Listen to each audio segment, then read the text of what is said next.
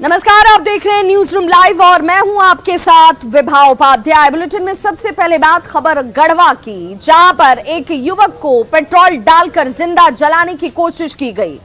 अभी अंकिता का मामला ठंडा भी नहीं पड़ा कि एक दूसरी घटना ने फिर से सवालों को जन्म दे दिया कि इस तरह की हिंसक मनोवृत्ति और मानसिकता के शिकार अब आम लोग हो रहे हैं। बताया जा रहा है कि नगर उटारी थाना क्षेत्र के चित्त विश्राम गांव की ये घटना, जहां पर युवक पर पेट्रोल डालकर उसे आग के हवाले कर दिया गया। तस्वीरें उस दौरान की इस वक्त एक्सक्लूसिव आपके टीवी स्क्रीन पर। इस घटना के बाद युवक गंभीर रूप से जख्मी बताया जा रहा है, जिसे फिलहाल इलाज के लिए अस्पताल में भर्ती कराया गया। सिर और चेहरा इस युवक का झुलस गया है। पीड़ित का नाम दीपक सोनी बताया जा रहा है, जिसे जलाने वाले आरोपी कसीमुद्दीन को अब गिरफ्तार कर लिया गया है। ये दो तस्वीरें इस वक्त आपके टीवी स्क्रीन पर, जहां पर कसीमुद्दीन किसी दूसरे शख्स से झगड़ा कर रहा था, जिस दौरान दीपक सोनी इन्हें झगड़ा करने से रोकने की कोशिश करता है। जिस दौरान कसीमुद्दीन ने पेट्रोल की बोतल उठाई और दीपक सोनी के ऊपर उड़ेल दिया और आग लगा दी जाती है। पुलिस अब इस पूरे मामले की जांच का दावा कर रही है। इस वक्त जो बड़ी जानकारी, कसीमुद्दीन को गिरफ्त में ले लिया गया है, जो अब तक फरार बताया जा रहा था। आशंका ये जाहिर की जा रही है कि इस घटना के बाद से स्थिति कंट्रोल से बाहर जा सकती है और ऐसे में अच्छी खासी संख्या में पुलिस बल की तैनाती किसी भी आशंका से निपटने के लिए इस वक्त पुख्ता तैयारी के तौर पर की गई है।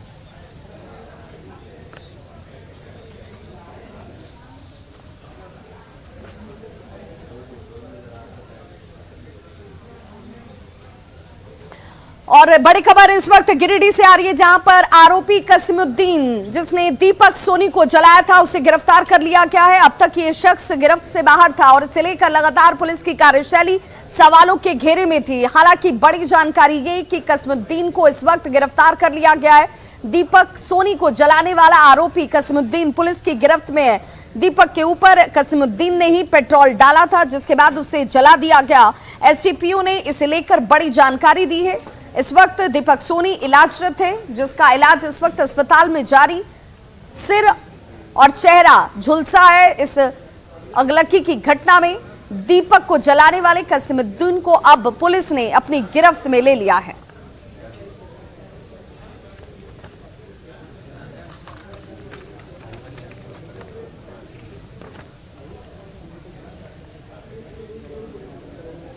तो गढ़वा में दीपक सोनी को जलाने के इस मामले में, पेट्रोल से दीपक सोनी को जलाने के इस मामले में बड़ी जानकारी सामने आ रही है। डॉक्टर का स्टेटमेंट सामने है, जिसमें डॉक्टर ये कह रहे हैं कि दीपक सोनी इस वक्त स्थिर उसकी हालत है और खतरे के जो अंदेशे जाहिर किए जा रहे थे, इस वक्त वो खतरे से बाहर बताया जा रहा है। डॉक्टरों की टीम लगातार उसकी स्थिति पर नजर बनाए हुए। हालांकि घायल दीपक की पत्नी मधु सोनी पति की स्थिति को लेकर चिंतित जरूर है। उसका यह कहना है कि पहले से कोई विवाद नहीं था, लेकिन दो लोग आपस में जब झगड़ रहे थे, उनके बीच ये बाताबाती हो रही थी। उस दौरान दीपक सोनी इन्हें ऐसा करने से मना करता है, जब कसीमुद्दीन ने इस शख्स के ऊपर ही पेट्रोल डालकर उसे आग के हवाले कर दिया। यही हुआ तो आ रहे थे गाड़ी लगा के घर पे, तो वो इसी में बोल दिए होंगे कि हाँ काहे लड़ाई करे, काहे गंदा गाली दे रहा है। तो इसी पर इनसे उससे लड़ाई करते करते इनसे उलझ गया। पहले भी कोई किसी बात नहीं कभी नहीं। अभी है इनका चेहरे का जला अच्छा नहीं माना जाता है, लेकिन उसके अलावा कुछ ज़्यादा जलावा नहीं है, तो स्थिति अभी इनका खतरे से बाहर है। अगली खबर छपरा के कोपा से, जहां पर रंगदारी नहीं देने पर व्यवसायी के साथ मारपीट की जाती है और इस दौरान इस मारपीट की घटना में 3 और लोग जख्मी हुए हैं। बताया जा रहा है कि इन सभी के साथ मारपीट का ये सीसीटीवी फुटेज इस वक्त आपके टीवी स्क्रीन पर, जहां पर रंगदारी नहीं देने पर मारपीट की गई। सभी घायलों को फिलहाल सदर अस्पताल में भर्ती कराया गया है। मारपीट का सीसीटीवी फुटेज सामने आ चुका है। वीडियो में साफ देखा जा सकता है कैसे सड़क युद्ध का मैदान बन गया है और सभी एक दूसरे के ऊपर हाथ आजमाते हुए नजर आ रहे हैं। लाठी डंडे से एक दूसरे पर प्रहार किया जा रहा है। दिन दहाड़े ये सब कुछ हो रहा है, बीच सड़क सब कुछ हो रहा है, दिन के उजाले में हो रहा है। लेकिन पुलिस आपको दूर दूर तक नजर नहीं आ रही होगी। कोपा हमारा घर है।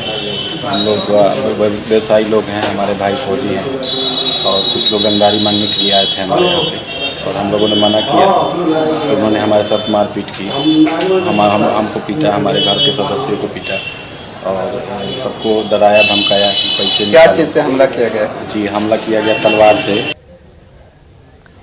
तो एक तरफ देखिए छपरा में जहां पर रंगदारी नहीं देने पर अपराधी जो हैं, इस तरह के सामाजिक तत्व जो हैं वो व्यवसायियों से मारपीट करते हैं, तो दूसरी तरफ दरभंगा में अपराधियों ने स्वर्ण व्यवसायी से 50 लाख रुपए की रंगदारी की मांग की और नहीं देने पर जान से मारने तक की धमकी दी गई है। संतोष लाट स्वर्ण व्यवसायी हैं, अब अपनी जान का खतरा बताते हुए मुख्यमंत्री नीतीश कुमार से ही सुरक्षा की गुहार लगा रहे हैं। उनका कहना है कि अब तक पुलिस की तरफ से उन्हें कोई सुरक्षा मुहैया नहीं कराई गई और जिस रफ्तार में जांच की जा रही है उससे भी वो संतुष्ट नजर नहीं आ रहे। इसे लेकर अब आशंका घर वालों के मन में, डर जरूर कहीं ना कहीं व्यवसायी का परिवार जो है वो डरा सहमा नजर आ रहा है। सुरक्षा की गुहार बार बार उनकी तरफ से लगाई जा रही है। कारोबारी को धमकियां लगातार मिल रही हैं, जिसे लेकर नगर बीजेपी विधायक ने भी कड़ी निंदा की और उन्होंने कहा कि पुलिस से अपराधियों के खिलाफ जल्द से जल्द कार्रवाई की मांग वो खुद कर रहे हैं। कि मुझे रंगदारी की धमकियां मिल रही हैं बार बार। पहली धमकी 11 जून को आई, दूसरी धमकी 22 जून को आई, तीसरी धमकी 8 सितंबर को आई, जिसमें 50 लाख रुपए की मांग की गई है, अन्यथा जान से मारने की धमकी दी जाती है। बड़े व्यवसायी हैं शहर के, जान मारने की धमकी दी जा रही है, 50 लाख रंगदारी मांगा जा रहा है। और कितना हिम्मत बढ़ गया अपराधियों का, सो समझिए। मोबाइल नंबर दिया जा रहा है, पे फोन नंबर दिया जा रहा है खुलेआम, और उस व्यवसायी पूरा परिवार दहशत में है, तो सुरक्षा नहीं मुहैया कराई जा रही है। इसको हम लोग क्या कहेंगे? हम लोग जंगल राज कहते हैं तो लोगों को कष्ट होता है, सरकार के लोगों को। और दरभंगा का ललित नारायण मिथिला विश्वविद्यालय अपने काम की वजह से नहीं बल्कि अपने कारनामे की वजह से ज्यादा चर्चा और सुर्खियों में रहता है। इस बार सारी हदें पार करते हुए इस विश्वविद्यालय ने देखिए जो कारनामा किया है वो हैरान करने वाला भी है और परेशान करने वाला भी है। वो इसलिए क्योंकि यूनिवर्सिटी ने सारी हदें पार कर दी। बिहार के राज्यपाल फागू चौहान, महामहिम फागू चौहान को ही अपने यहाँ का परीक्षार्थी इस विश्वविद्यालय ने बना दिया। स्नातक पार्ट 3 के एडमिट कार्ड पर उनकी ही तस्वीर लगा दी गई और अब ये तेजी से वायरल हो रहा है। और ये तस्वीर इस वक्त आपके टीवी स्क्रीन पर भी, जहां पर सोशल मीडिया पर ये तेजी से वायरल हो रहा है। बल्कि ललित नारायण मिथिला यूनिवर्सिटी के कार्यकलाप अब लोगों के अंदर संशय पैदा कर रहे हैं कि आखिर विश्वविद्यालय में जो कर्मचारी बैठते हैं, जिन्हें मोटी रकम दी जाती है, पढ़े लिखे कहे जाते हैं, क्या वो नींद में काम कर रहे हैं, अपने काम को लेकर संजीदा नहीं है, इन्हें किस बात की पगार दी जाती है। ये तस्वीर इस वक्त देखिए जहां यूनिवर्सिटी का ये कारनामा इस वक्त तेजी से वायरल हो रहा है। एडमिट कार्ड की पुष्टि करते हुए खुद यूनिवर्सिटी के कुल सचिव डॉक्टर मुश्ताक अहमद ने महामहिम फागू चौहान की तस्वीर एडमिट कार्ड पर चिपकाए जाने पर खुद ही हैरानी जाहिर कर दी और यूनिवर्सिटी की गलती को उन्होंने स्वीकार किया है। ज्ञान में आया है ललित नारायण मिथिला विश्वविद्यालय के स्नातक तृतीय खंड की जो परीक्षा 12 तारीख से होने वाली है, उसके एडमिट कार्ड जो प्रवेश पत्र बच्चे डाउनलोड कर रहे हैं, उसमें के 1-2 प्रवेश पत्र में छात्र के फ़ोटो की जगह पे महामहिम का फ़ोटो आ गया है। देखिए सच्चाई ये है कि हाँ, ये जो फ़ोटो है या नाम या अपलोड, ये छात्र के द्वारा उनके अपने कंप्यूटर से या मोबाइल से या किसी प्राइवेट निजी कैफ़े के द्वारा, साइबर कैफ़े के द्वारा भरा जाता है। तो छात्र जो भरेंगे वही आएगा। छात्र ने की गलती से या जहाँ से उन्होंने भरा उसने जानबूझ करके ऐसी गलती की है कि उसमें एक नियम यह है कि कोई भी कॉलम अगर खाली होगा तो अब वो फॉर्म सबमिट होगा ही नहीं। तो सबमिट करने के वक्त में हो सकता है इसका फ़ोटो न रखे, कोई फ़ोटो डाल दिया हो उन्होंने, अब वो फ़ोटो महामहिम का फ़ोटो डाल दिया हो। छात्रों को चिन्हित करके उसे नोटिस करेंगे कि ऐसी गलती उसने क्यों की, क्योंकि महामहिम का फ़ोटो लगाना बहुत ही गलत है। खबर अरवल से है, जहां पर अवैध संबंध को लेकर एक ड्राइवर की पीट कर हत्या कर दी गई है। बताया जा रहा है कि इस मृतक की पहचान भगवतीपुर गांव के धर्मेंद्र शर्मा के तौर पर हुई है। घटना शुक्रवार रात की है, जहां पर मृतक ड्राइवर का दूसरे गांव की महिला के साथ अवैध संबंध था। ड्राइवर को गांव के लोगों ने पहले पकड़ा, इसकी इस कदर पिटाई की गई कि इसकी मौत हो जाती है। गंभीर रूप से ये ड्राइवर पिटाई के बाद घायल हो गया था और इलाज के दौरान उसकी मौत हो गई। फिलहाल पुलिस इस मामले में 4 लोगों को गिरफ्तार कर चुकी है और मामले की तहकीकात जारी है।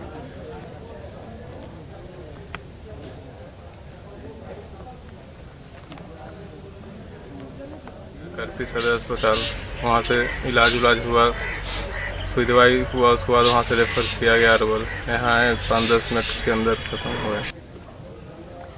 और बड़ी खबर इस वक्त मधुबनी से आ रही है, जहां पर 10 ड्रोन के साथ 2 तस्करों को पकड़ा गया है। बताया जा रहा है कि मेड इन चाइना ये ड्रोन जिसके पकड़ा गया है और 10 ड्रोन के साथ 2 तस्कर भी गिरफ्तार किए गए हैं। एसएसबी ने बिहारी गांव से इन दोनों ही लोगों को पकड़ा है, जिनसे इस वक्त पूछताछ की जा रही है। भारत नेपाल सीमा जहां पर इन दोनों को पकड़ा गया है, एक बाइक को भी जब्त किया गया है। माधोपुर थाना का ये पूरा मामला, जहां पर 10 ड्रोन और 2 शख्स गिरफ्त में लिए गए और इनसे पूछताछ इस वक्त की जा रही है।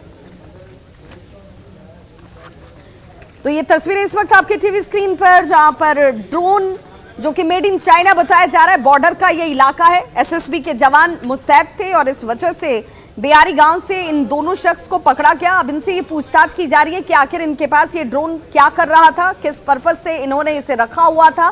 साथ ही इन दोनों शख्स को लेकर पहचान पर भी पड़ताल की जा रही है। पुलिस अपनी तरफ से भी जांच पड़ताल में और एसएसबी की तरफ से भी ये तस्वीर इस वक्त सामने, जहां पर भारत नेपाल बॉर्डर के पास से इन दोनों लोगों को 10 ड्रोन के साथ दबोचा गया।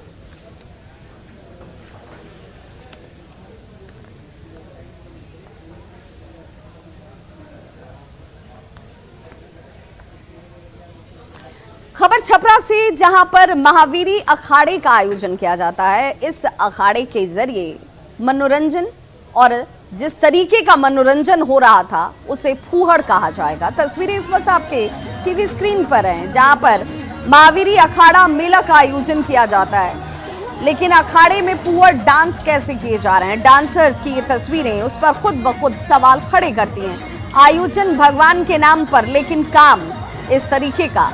सभ्य समाज में प्रशासन जिसके लिए मुस्तैदी का दावा करती है, वो प्रशासन कुंभकर्णी नींद में सोई रहती है और आयोजन रात भर चलता रहता है, लोगों की मौजूदगी रहती है, लेकिन पुलिस को इसकी भनक नहीं पड़ती। अब ये तस्वीर प्रशासन की मुस्तैदी पर सवाल खड़े कर रही है।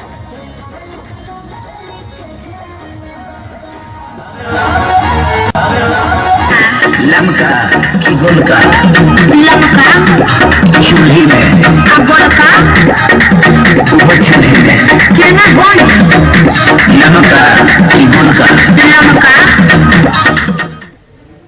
और चलिए आपको एक और ऐसा ही आयोजन दिखाते हैं। हालांकि आयोजन में यहाँ पर भोजपुरी एक्ट्रेस जो हैं त्रिशाकर मधु, वो डांस कर रही थी और अचानक से स्टेज जो है वो टूट जाता है। स्टेज पर मौजूद लोग जो हैं वो नीचे गिर जाते हैं। राहत की बात ये रही कि किसी को गंभीर चोट नहीं आई, लेकिन आयोजन के दौरान देखिए अच्छी खासी भीड़ आपको स्टेज पर नजर आ रही होगी। सिवान के महाराजगंज की ये तस्वीर है। भोजपुरी एक्ट्रेस त्रिशाकर मधु कार्यक्रम में यहाँ पर आपको नजर आ रही होंगी। उनका प्रोग्राम चल रहा था, डांस परफॉर्मेंस चल रहा था और इसी डांस परफॉर्मेंस के दौरान ही मंच टूट गया।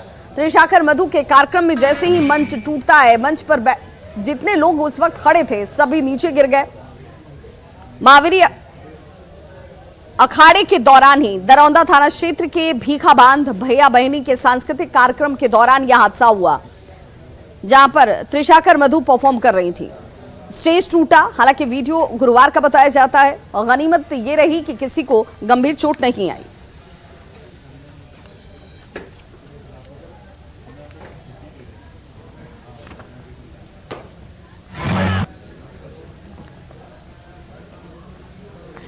खबर किशनगंज से, जहां पर बिजली नहीं रहने की वजह से आक्रोशित लोगों ने जूनियर इंजीनियर को पहले पकड़ा, उसे कैसे टायर ट्यूब से बांधा जाता और उसके बाद उसकी जमकर धुनाई कर दी जाती है। गुस्से के पीछे की वजह ये कि आखिर बिजली कटी तो कटी क्यों। ये तस्वीर किशनगंज की है और पुलिस ने इस मामले में एक आरोपी को गिरफ्तार कर लिया है, जहां पर जूनियर इंजीनियर से ग्रामीणों की बहस हुई और बहस के बाद इन ग्रामीणों ने जूनियर इंजीनियर को टायर ट्यूब से बांधकर जमकर पिटाई की। इसका वीडियो वायरल अब तेजी से हो रहा है। पुलिस ने हालांकि इस मामले में तुरंत संज्ञान लिया और वीडियो में नजर आ रहे एक शख्स को गिरफ्तार कर लिया गया है। बाकी लोगों की तलाश इस वक्त जारी है।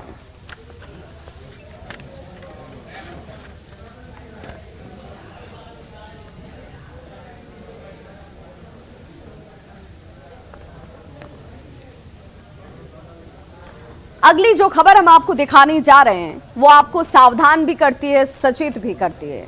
मुजफ्फरपुर की ये घटना, जहां पर एक महिला पथरी का इलाज कराने के लिए अस्पताल पहुंची, लेकिन उसकी दोनों ही किडनियां निकाल ली गईं।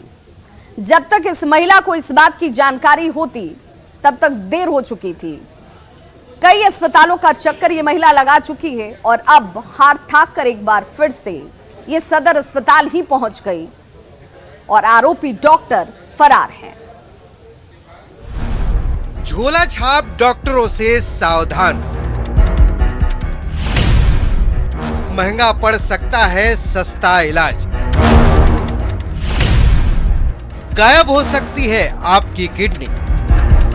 जमीन पर पड़ी इस महिला को देखिए। आरोप है कि बच्चेदानी का ऑपरेशन कराने गई थी। झोला छाप डॉक्टर ने किडनी निकाल ली। गोला था पेट में। अच्छा, तो ऑपरेशन कराने गए। कहाँ गए थे ऑपरेशन कराने? बरियारपुर। बरियारपुर में कौन हॉस्पिटल? पवन का हॉस्पिटल। तस्वीरें मुजफ्फरपुर के बरियापुर की हैं और ये सन्न करने वाली वारदात सुनीता देवी के साथ हुआ है। आरोप एक निजी क्लिनिक के संचालक पवन पर लगा है। पवन ने बच्चेदानी का ऑपरेशन करने के बहाने सुनीता की किडनी ही निकाल ली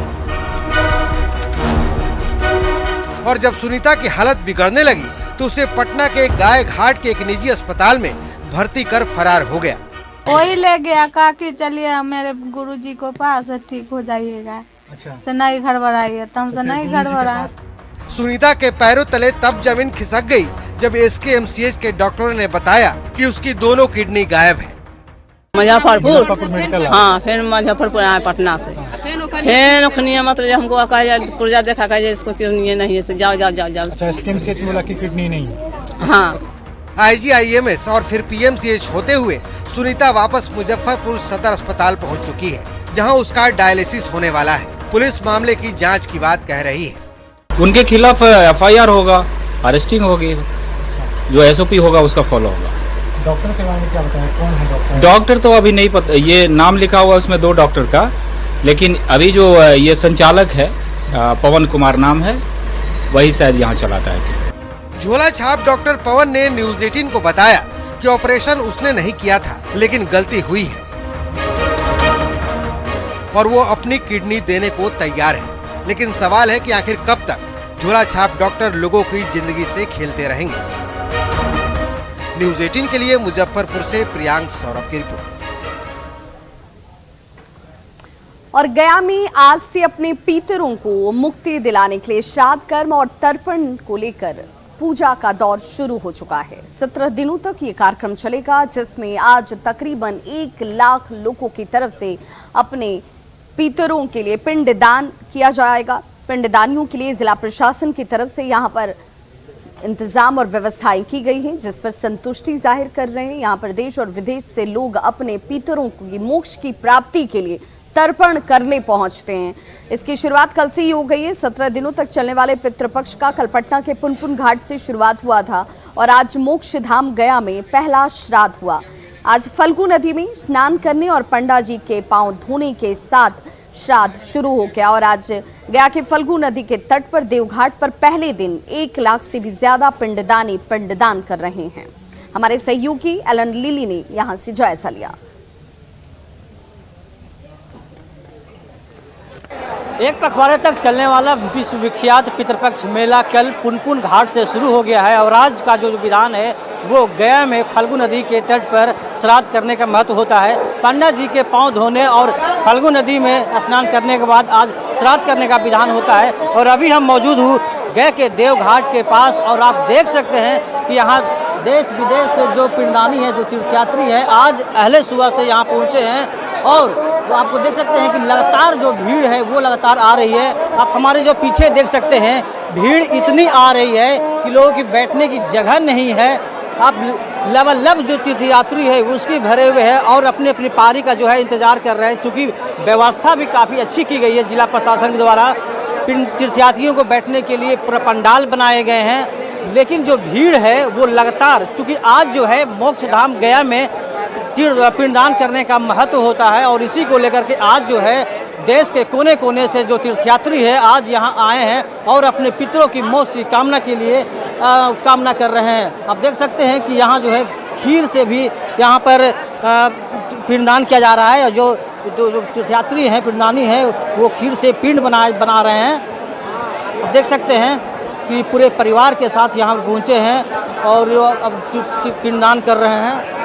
जिला प्रशासन के द्वारा कह सकते हैं कि अच्छी व्यवस्था की गई है और इस बार जो खास आपको देखने को मिलेगा कि फल्गु नदी में, जो हमेशा फल्गु नदी में पानी नहीं रहती थी, आज जो है फल्गु नदी में पानी जो है लबालब भरा हुआ है और ये इसका जो सारा श्रेय जाता है वो बिहार के जो मुख्यमंत्री है नीतीश कुमार, उनके द्वारा गया जी डैम का निर्माण किया गया है। ये बिहार का पहला रबर डैम और भारत का सबसे बड़ा रबर डैम है।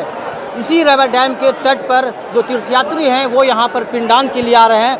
पहले हम कुछ तीर्थयात्री से हम बात करेंगे। आप कहाँ से आए हैं? हम कूड़े से आए हैं, टपुगुड़ा, जिला अलवर। किसके आए हैं? हम जो है अपने पितरों को जो है वो करने के लिए। क्या सुने थे आप गया के बारे में? गया के बारे में यही सुना था कि यहाँ पे जो है मतलब भगवान जी का पूजन किया जाता है और पितृदोष किया जाता है। पूरा ये श्राद्ध पक्ष पूरा जो 16 दिन का होता है उसमें 17 दिन का जो है पूरा या फल्गु नदी के तट पे ये श्राद्ध पक्ष है। पितरों के प्रति जो आस्था है वो भाव प्रकट कर रहे हैं। श्राद्ध का 17 दिन वाले का दूसरा दिन है, चतुर्दशी से शुरू हो जाती है यहाँ गया श्राद्ध। पुनपुना के बाद आज गया में पहला दिन का पिंड है ये और देखने से ये लगता है कि बहुत भीड़ का है और नीतीश जी ने जो व्यवस्था करवाया है उससे यात्री लोग बहुत खुश हैं। दादी दादाजी, परदादी दादाजी और सासू ससुर जी पहली बार आए? पहली बार आए। क्या नाम है आपका? बसंती शर्मा। देखिए ये राजस्थान से आए हैं और ये बता रहे हैं कि पहली बार यहाँ आए हैं और यहाँ की जो व्यवस्था देखकर भी काफ़ी खुश नज़र आ रहे हैं। खुश होना भी चाहिए, चूँकि जिला प्रशासन के द्वारा इस बार जो है काफ़ी अच्छी व्यवस्था की गई है। तीर्थयात्रियों के लिए पंडाल बनाया गया है, शौचालय, पेयजल व्यवस्था, जो भी व्यवस्था होनी चाहिए वो पूरी तरह से जिला प्रशासन और सरकार के द्वारा किया गया है। एलन लिली, न्यूज़ 18 गया। बेगूसराय की एक तस्वीर आपको दिखाते हैं जहां पर स्वास्थ्य व्यवस्था को लेकर आए दिन लोगों की तरफ से हंगामा किया जाता है, लापरवाही का आरोप लगाया जाता है, डॉक्टरों की गैर मौजूदगी को लेकर सवाल खड़े किए जाते हैं और इस बार भी कमोबेश यही हालात बने। लेकिन यहां पर सिर्फ आम लोगों की नाराजगी नहीं दिखी। बखरी के विधायक हैं सूर्यकांत पासवान, वो भी जब यहां पर पहुंचे तो उन्होंने भी यहां की कुव्यवस्था देखकर नाराजगी जाहिर की। उन्होंने कहा कि डॉक्टर प्राइवेट क्लिनिक चलाने में ज्यादा मशगूल हैं, अस्पताल पहुंचने की जहमत डॉक्टरों की तरफ से नहीं उठाई जाती और यही वजह है कि कई बार मरीज जिसकी जान बचाई जा सकती है उन मरीजों की जान चली जाती है। यहाँ पर एक महिला मरीज की मौत के बाद लोगों का गुस्सा फूट पड़ा था। नाराज परिजनों ने सिविल सर्जन के क्लिनिक के बाहर जमकर बवाल किया। उनका कहना था कि डॉक्टर यहाँ पर मौजूद नहीं रहते और एक बार फिर से उसी का खामियाजा लोगों को उठाना पड़ा है। सिविल सर्जन अस्पताल में कम और अपने निजी क्लिनिक में ज्यादा रहते हैं। नौकरी के साथ ही सिविल सर्जन का बेगूसराय में अपनी निजी क्लिनिक भी चलता है। विधायक ने भी इस बात को माना।